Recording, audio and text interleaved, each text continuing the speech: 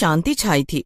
उसी समय अंधेरे में एक साया लालटेन पकड़े हुए जल्दी जल्दी कहीं चला जा रहा था, लेकिन जैसे ही वो गांव के किनारे पहुंचता है, उसे उसी समय पीछे से एक आदमी रोकता है और बोलता है, कौन हो तुम और कहाँ जा रहे हो? तुम्हें पता है ना इस गांव से रात में बाहर जाना मना है, फिर भी तुम जा रहे हो?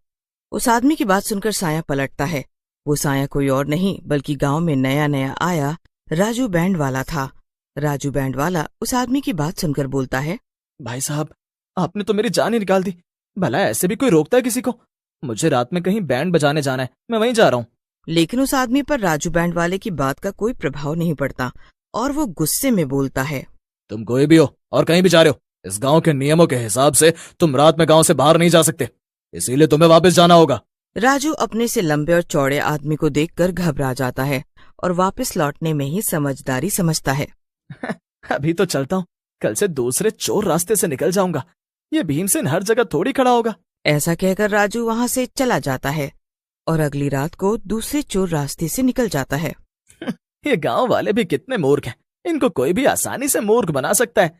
चोर रास्तों पर तो इनका ध्यान ही नहीं होता है। बेवकूफ कहीं के। और वो खली के जैसा दिखने वाला अपने आप को बहुत चालाक समझ रहा था।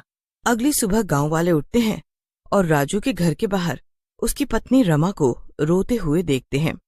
उसी समय वहां सरपंच जी आ जाते हैं और बोलते हैं, अरे ये राजू बैंड वाले की घरवाली ऐसे रो क्यों रही है? क्या हुआ? कुछ नहीं सरपंच जी, इसका घरवाला राजू मेरे मना करने के बावजूद रात में इस गांव से बाहर निकला और मारा गया।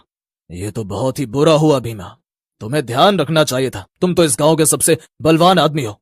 मैं आपकी बात और गुस्सा दोनों समझता हूँ, लेकिन सरपंच जी, राजू किसी दूसरे चोर रास्ते से रात में चला गया और मारा गया, क्योंकि मैं तो मुख्य रास्ते पर ही पहरा देता हूँ।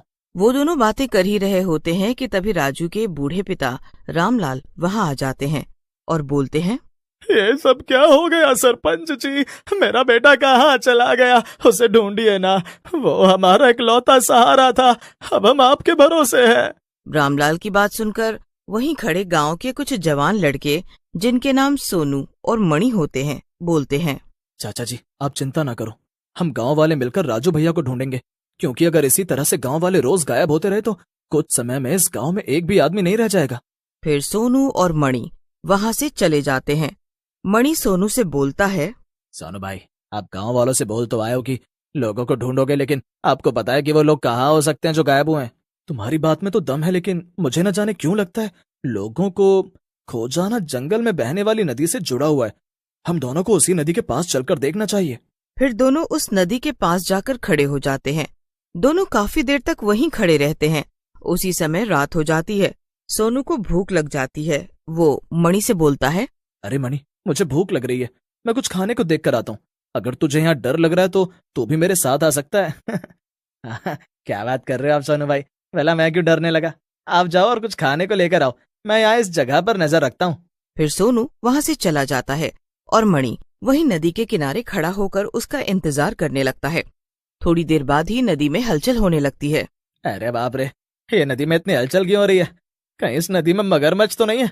मुझे थोड़ा पीछे खड़ा हो जाना चाहिए। ऐसा कहकर मणि पीछे हो जाता है। उसी समय नदी में से एक बड़ा सा पंजा निकलता है और मणि को पकड़ लेता है।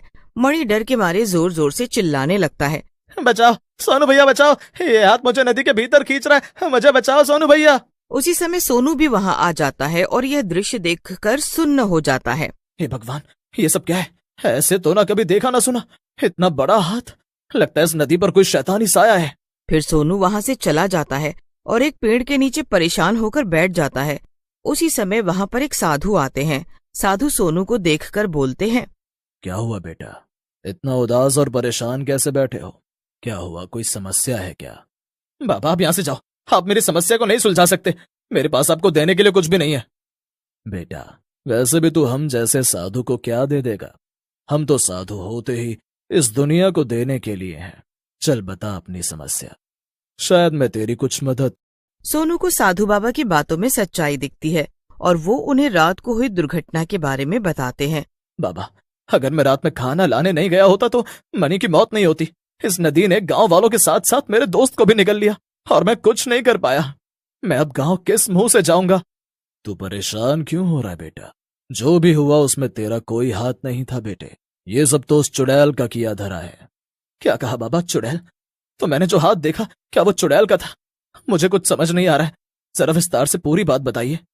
तू सच्ची आत्मा है और छोटे बच्चे की तरह साफ दिल का है। तू ही उस चुड़ैल से मुकाबला कर सकता है और अपने गांव वालों और दोस्तों को बचा सकता है। बाबा की बात सुनकर सोनू हैरान हो जाता है और खुश होकर बोलता है, क्या कह रहे हैं बाबा जी आप? आपकी बातों से तो लगता है कि जैसे मेरे गांव वाले और मेरा प्यारा दोस्त मणि जिंदा है। क्या ये सच है? हाँ, ये सच है कि तुम्हारे दोस्त जिंदा हैं और खूनी चुड़ैल के चंगुल में है, लेकिन वो ज्यादा दिन जिंदा नहीं रहेंगे, क्योंकि आने वाली अमावस्या के दिन वो चुड़ैल उनको मार डालेगी, क्योंकि उसे लगता है कि अगर वो 100 इंसानों की बलि देगी तो वो अमर हो जाएगी। फिर तो बाबा मैं अभी जाता हूँ और उस चुड़ैल से अपने दोस्तों को छुड़ा कर लाता हूँ। मैंने इसीलिए तुम्हें प्यारा सा बच्चा बोला था बेटा, तुम उस चुड़ैल से अकेले नहीं लड़ सकते, तुम्हें अपने गांव वालों की मदद लेनी होगी। जाओ और अपने सरपंच को इस बारे में जाकर बताओ। फिर सोनू बाबा से आज्ञा लेकर गांव चला जाता है और सरपंच को बाबा के साथ हुई पूरी बात बताता है, जिसे सुनकर सरपंच बोलते हैं, अगर ये बात सही है तो पूरा गांव तुम्हारे साथ है, हम अपने गांव वालों को बचाने के लिए कुछ भी करेंगे। फिर सरपंच और सोनू गांव वालों के साथ मिलकर जंगल में चले जाते हैं। वहां उन्हें साधु बाबा ध्यान लगाए हुए दिखते हैं। सरपंच बाबा को पहचान जाते हैं और सोनू से बोलते हैं, अरे सोनू बेटा, ये तो बहुत बड़े संत हैं, ये तुम्हें कहाँ से मिल गए? इनके तो दर्शन से ही सारे पाप धुल जाते हैं। उसी समय साधु बाबा अपनी आंखें खोलते हैं और सोनू को पास बुलाते हुए एक त्रिशूल देते हैं और बोलते हैं, ये शिव भगवान का पवित्र त्रिशूल है, तुम इस त्रिशूल को चुड़ैल के माथे पर गाड़ देना। त्रिशूल लगते ही वो चुड़ैल मर जाएगी और गांव वाले उसके जादू से आजाद हो जाएंगे। जैसे ही सोनू त्रिशूल को पकड़ता है, वो साधु बाबा वहां से गायब हो जाते हैं। सरपंच जी, मैं अब उस चुड़ैल को बुलाने जा रहा हूँ, आप सब गांव वालों को लेकर छुप जाओ और जब मैं आपको इशारा करूंगा तब आप सब बाहर आकर चुड़ैल पर हमला कर देना। ऐसा कहकर सोनू नदी के किनारे जाता है और जोर से चिल्लाता है। सोनू के चिल्लाने पर नदी के पानी में हलचल होती है और वही खूनी हाथ बाहर आता है, लेकिन जैसे ही हाथ उसकी ओर बढ़ता है, वो पवित्र त्रिशूल को उस हाथ से छू देता है। जैसे ही वो उस हाथ को छूता है, हाथ जलने लगता है। साधु बाबा की जय हो, ये पवित्र त्रिशूल तो सच में बहुत ही ताकतवर है। जैसे ही हाथ जलता है, वहां पर एक देवता आ जाते हैं और सोनू को बोलते हैं, सोनू, तुम्हारा शुक्रिया, तुमने मुझे इस चुड़ैल के चंगुल से आजाद करा दिया। मैं तुम्हें आशीर्वाद देता हूँ कि तुम इस चुड़ैल से जीत जाओ और इंसानियत को बचाओ। ऐसा कहकर देवता गायब हो जाते हैं। उसी समय चुड़ैल भी गुस्से में बाहर आती है और बोलती है, कौन है वो दुष्ट जिसने मेरे जादू को तोड़ा? मैं उसकी जान ले लूंगी। अपने सामने खड़े सोनू को देख चुड़ैल हंसने लगती है। तो तू है वो जिसने मेरे जादू को तोड़ा? इंसानों की भी हिम्मत बढ़ गई है। चुड़ैल अपने जादू से सोनू को बांधने लगती है। ये देख गांव वाले अपने लाठी डंडों से चुड़ैल पर हमला कर देते हैं। सोनू चुड़ैल के चंगुल से आजाद हो जाता है।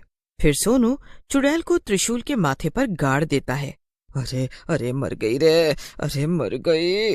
नास मिटो, तुम सबने मिलकर मेरे किए कराए पर पानी फेर दिया रे। हाय रे हाय, मर गई। चुड़ैल नीचे गिरकर मर जाती है और मणि और बाकी के गांव वाले चुड़ैल के जादू से आजाद हो जाते हैं।